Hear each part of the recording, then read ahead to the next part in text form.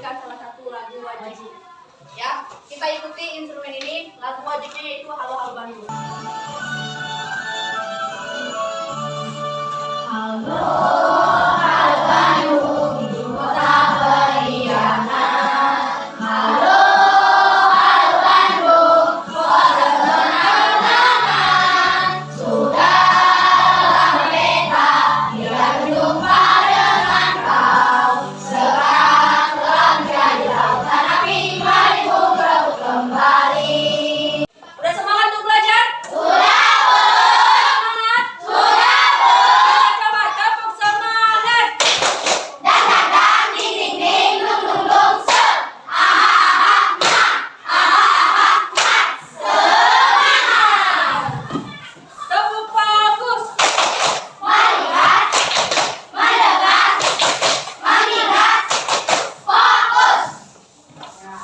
Sudah fokus nampaknya karena ini untuk belajar. Sekarang ambil buku kalian, buku pena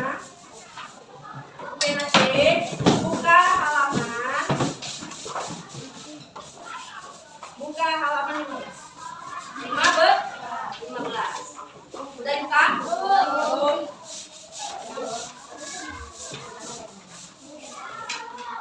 Ya, sudah dibuka. Di sini kita belajar tentang teks eksplanasi. Teks eksplanasi adalah teks yang berisi penjelasan tentang suatu hal atau peristiwa yang terjadi di sekitar kita, seperti fenomena alam, sosial, dan budaya. Teks eksplanasi dibuat berdasarkan fakta atau data yang ada. Struktur teks eksplanasi terdiri dari pernyataan umum, deretan penjelas, dan interpretasi atau simpulan. Contoh, pernyataan umumnya berisi informasi yang telah diketahui orang dan disampaikan secara lugas. Pernyataan umum biasanya disampaikan pada paragraf awal teks. Kemudian deretan penjelas berisi informasi dari pernyataan umum. Deretan penjelas terletak setelah paragraf pernyataan umum. Ya. Ada yang mau tanya di sini? Nggak ada? Apa tadi itu teks eksplanasi? Berisi penjelasan tentang suatu hal atau peristiwa yang terjadi di sekitar kita. Iya. Ya kan? Paham sih Kak? Paham Bu. Nah, dalam pernyataan umum tadi berarti dia berisi informasi yang diketahui banyak kok. Nah, kalau deretan penjelas berisi informasi penjelas atau penting bisa. Kalau interpretasi itu apa Bu? Berisi kesimpulan dari pembahasan dalam teks atau tanggapan penulis. Biasanya ini terletak pada paragraf penutup.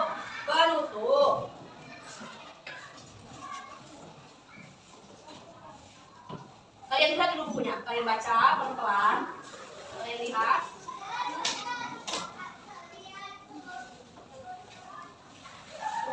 Ya, nampaknya kurang semangat mengenai dunia. Kalau tadi kan kita sudah semangat belajarnya, tapi disuruh membaca di buku, ada yang belum semangat juga. Ayo, berdiri semuanya.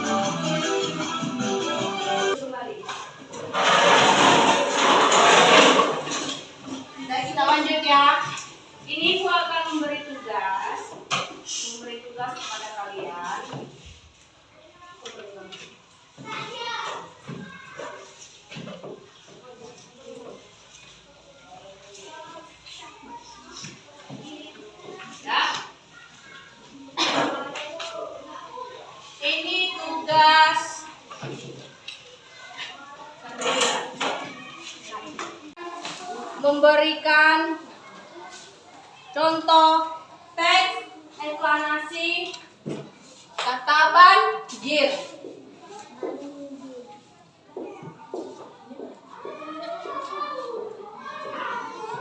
Banjir. Teks eksplanasi banjir. Banjir adalah fenomena alam berupa genangan air yang melampaui kapasitas normal disebabkan oleh curah hujan tinggi, meluapnya sungai atau pasang air laut. Penyebab utama meliputi faktor alam yaitu curah hujan dan manusia seperti perubahan tata guna lahan, buang sampah sembarangan, serta sedimentasi yang mengurangi daya tampung sungai. Ya kan?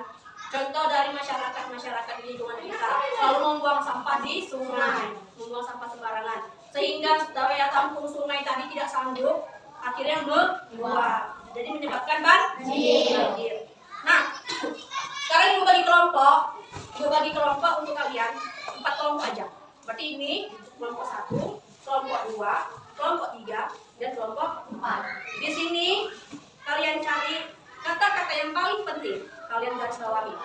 Kata-kata yang paling penting kalian garis bawahi. Terus kalau ada pernyataan umumnya itu apa, urutannya apa, interpretasinya itu apa. Ya, paham? Kerjaan sekarang per kelompok ya. Nanti setelah selesai dikerjakan, dipresentasikan ke depan. Selamat mengerjakan.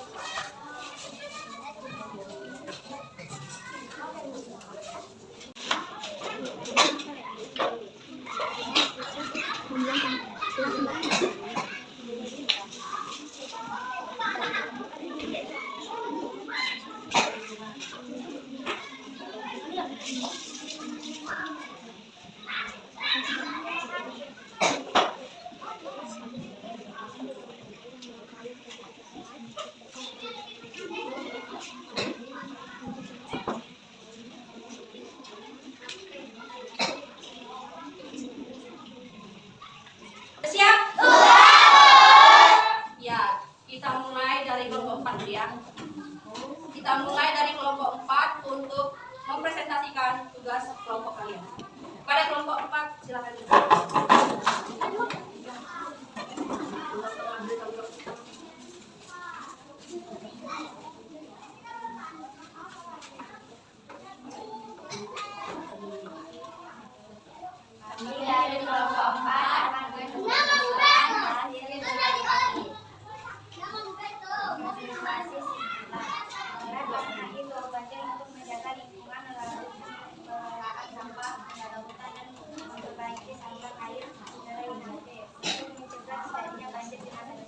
Ya, tepuk tangan dulu. Selanjutnya kelompok 3, maju ke depan.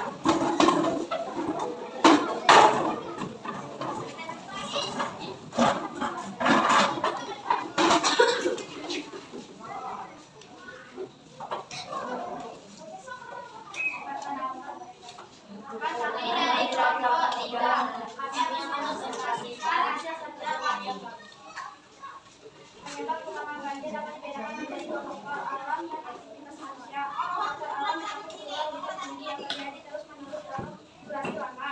Selain itu, kebiasaan membuang sampah sembarangan ke sungai dan selokan menyebabkan erosi tersumbat. Hal ini memicu erosi sedimentasi yang secara signifikan mengurangi daya tampung sungai. Saat kondisi sungai tertutup, air akan meluap dan mengenai kawasan sekitarnya. Ya, itu tadi diskusi orang ini cukup panjang ya kan, cukup panjang. Berarti orang ini benar-benar bekerja sama. Ya, tepuk tangan untuk mereka.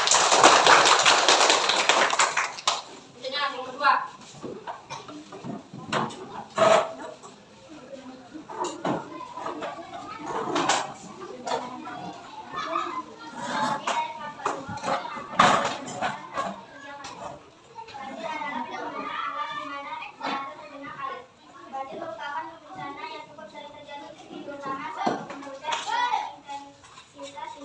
Baik di perkotaan maupun pedesaan. Banjir terjadi ketika air sungai, danau, atau laut meluap ke daratan yang seharusnya tidak terendam. Udah?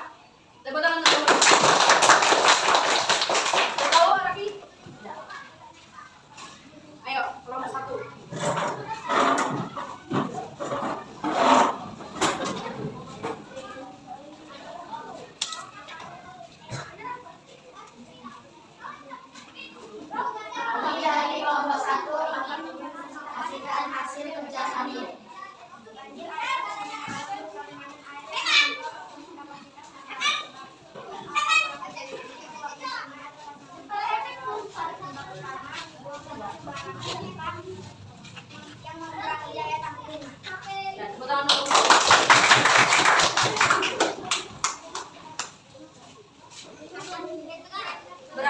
kalian sudah memahami tentang ya kan? Pernyataan umumnya, banjir adalah fenomena alam di mana daratan tergenang air dalam volume yang berlebihan. Di Indonesia, banjir merupakan bencana yang cukup sering terjadi terutama saat musim hujan dengan intensitas tinggi baik di perkotaan maupun di pedesaan. Banjir terjadi ketika air sungai, danau, atau laut meluap ke daratan yang seharusnya tidak tergenang. Itu tadi pernyataan umumnya.